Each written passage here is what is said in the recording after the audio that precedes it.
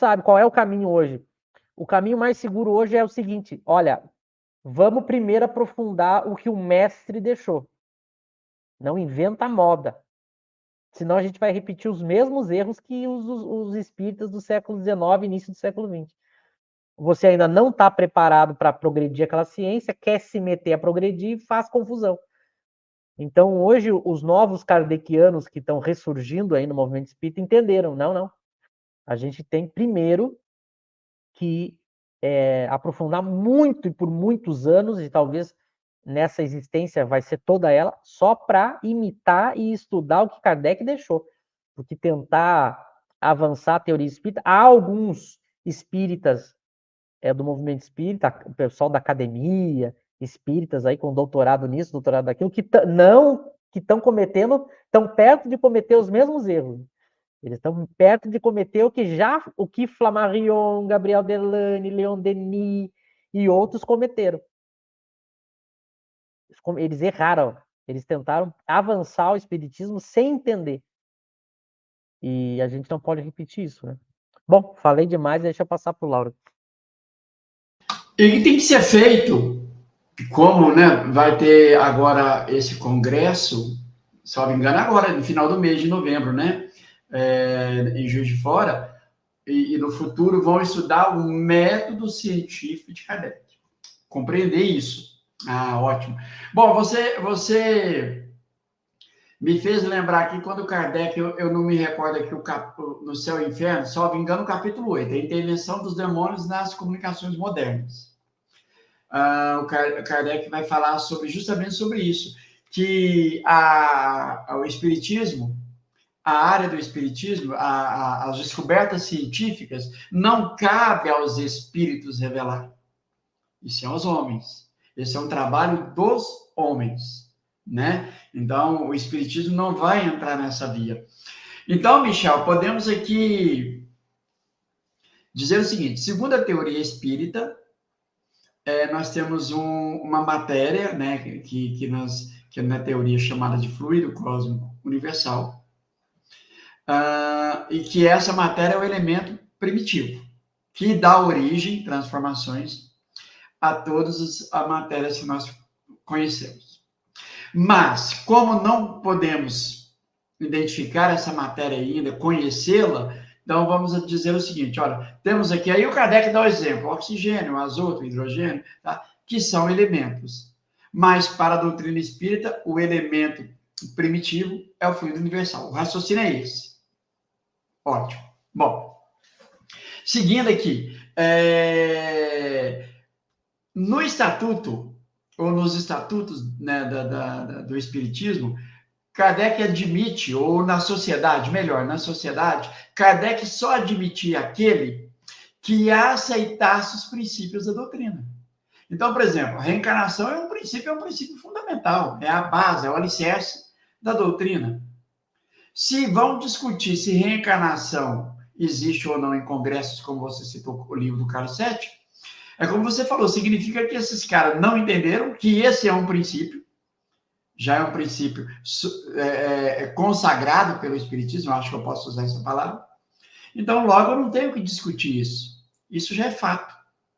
Eu tenho que buscar compreender. Esse raciocínio está mais ou menos dentro do caminho?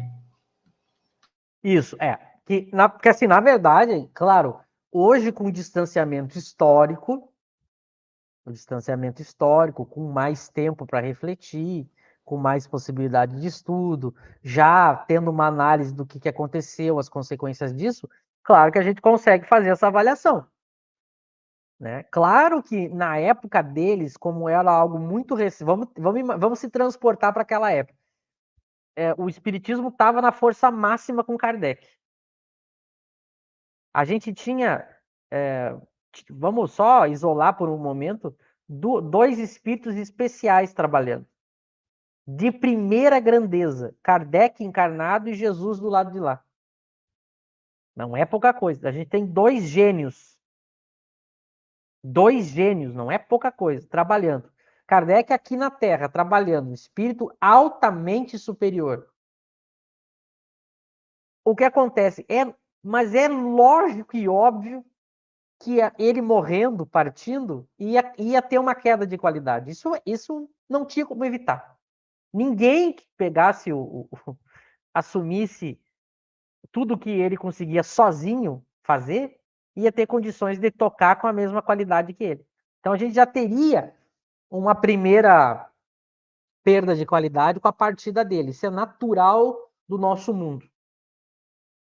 Depois a gente tinha a ciência ainda fresquinha, né? A recém-feita por ele.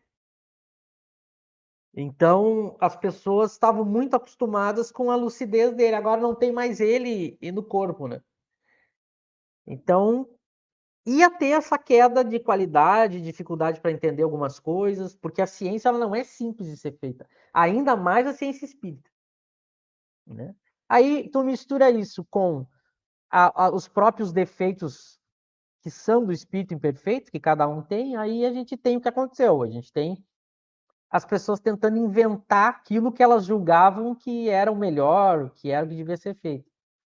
Então, era natural que precisaria de tempo para que as coisas começassem a voltar para o lugar, que é o que eu imagino que esteja acontecendo agora.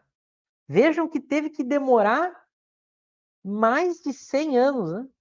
Mais de 150 anos, a recém que as almas kardecianas estão começando a entender, é assim, esse caminho que a gente tem que seguir aqui. É esse o caminho. Então isso demorou. A gente teve as falhas naturais, junto com os demais acontecimentos do mundo, porque o mundo não estava evoluindo só no espiritismo, né? O século XX foi muito revolucionário para a humanidade, muito, muito. A gente teve uma revolução gigante em diversas áreas, principalmente uma revolução material, tecnológica, 2 grandes guerras. No movimento espírita a gente teve Chico, Febre, Bezerra, a gente teve André Luiz, Emmanuel, Divaldo, Joana de Ângeles. Então teve muita coisa. Agora, depois desse momento meio perdido aí, parece que algumas coisas estão ficando claras, né? E claro que muito provavelmente muitos desses que estão surgindo aí são os próprios espíritas daquela época voltando, né? Agora com mais lucidez. Não, a gente não adianta a gente querer fazer assim, porque quem sabe é Kardec, tem que ser como ele queria. E aí as coisas estão... a parcela de erro está diminuindo, né? Esse é um primeiro ponto. O segundo ponto, a gente tem duas coisas, Lauro. A primeira, a relação do espiritismo com as outras ciências, ou seja, as demarcações, as limitações. Esse é um primeiro ponto. E o segundo ponto é o avanço do próprio espiritismo, aquilo que é da teoria do espiritismo. Houve erro nos 2 pontos. Houve erro nos 2 pontos.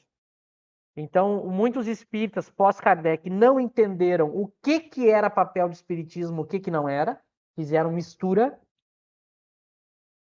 E dentro da própria doutrina, na sua possibilidade de avanço, eles também não entenderam.